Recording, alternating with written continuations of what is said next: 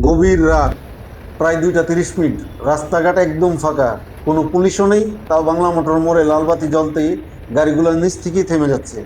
কিন্তু কেন? কারণ বাজারের পরিস্থিতি একদম একই।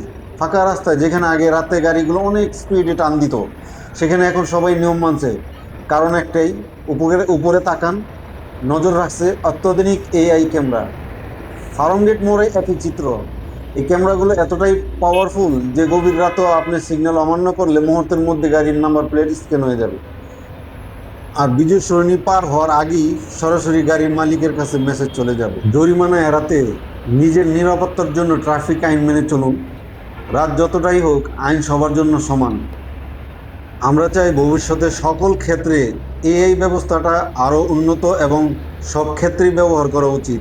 যেমন জমি জমা, আহ, যে কোনো আসামি ধরার ক্ষেত্রে এই ব্যবস্থাটা জরুরি দরকার।